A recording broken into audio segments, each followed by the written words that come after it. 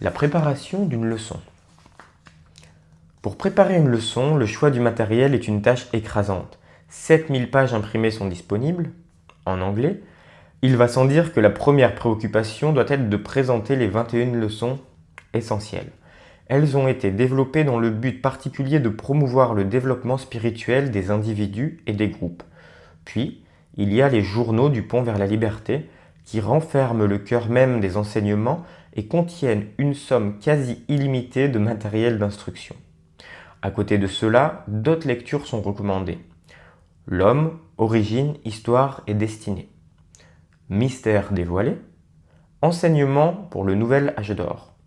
Et pour le directeur de groupe, il est essentiel de reconnaître les différents niveaux de développement des membres du groupe afin de préparer une leçon qui profite à tous.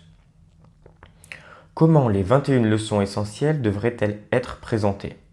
Cela dépend entièrement du directeur de groupe. On peut suggérer aux membres de lire préalablement chez eux la leçon et au directeur du groupe de la résumer dans ses propres termes au cours de la séance.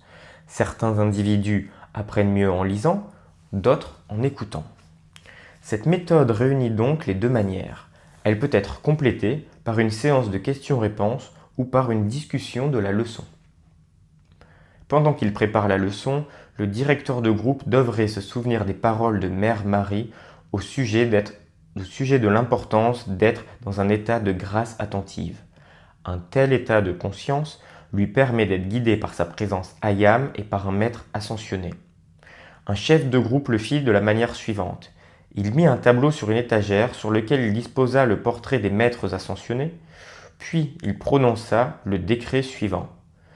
Ayam, je suis un Saint Graal et j'accepte les suggestions de la Grande Légion ascensionnée pour mieux préparer les leçons à l'intention du groupe AMTF. Les résultats furent surprenants.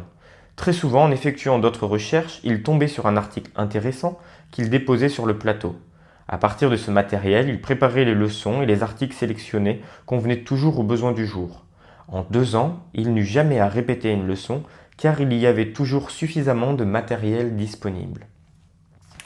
Une autre manière de préparer une leçon est de jeter sur le papier n'importe quelle inspiration reçue dans la nuit et plus particulièrement au petit matin. Pour ce faire, une lampe stylo est toujours très utile. Pour un maître ascensionné, il est plus aisé d'atteindre un étudiant durant les premières heures du matin car l'énergie requise pour cela est moindre. Les maîtres ascensionnés contactaient Géraldine Innocente vers 4 heures du matin. Une leçon peut être donnée en reconnaissance d'un événement spécial tel que le service de transmission de la flamme, Pâques, journée d'action de grâce, Thanksgiving, jour de l'Ascension de Mère Marie, Assomption, Noël, festival du Yésac. Quand une retraite est ouverte, nous pouvons en témoigner auprès du hiérarque de la retraite en affichant son portrait, en jouant sa note clé et celle de la retraite si elles sont différentes. Nous pouvons aussi organiser une leçon autour de la vertu divine de la retraite.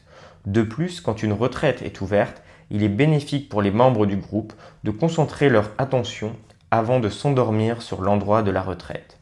Par exemple, quand la retraite du Téton est ouverte, concentrez votre attention sur une image de la montagne du Grand Téton.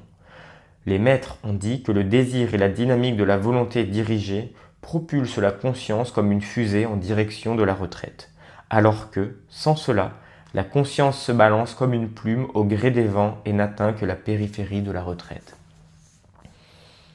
Les dictées, telles qu'elles ont été données à Géraldine Innocente, contiennent toute la loi spirituelle nécessaire pour accomplir l'ascension individuelle et celle de la Terre. Transmis pour des générations encore à naître, il nous a été donné plus que nous-mêmes ne pourrons jamais utiliser. C'est pourquoi il n'est pas nécessaire d'introduire du matériel en provenance d'autres sources.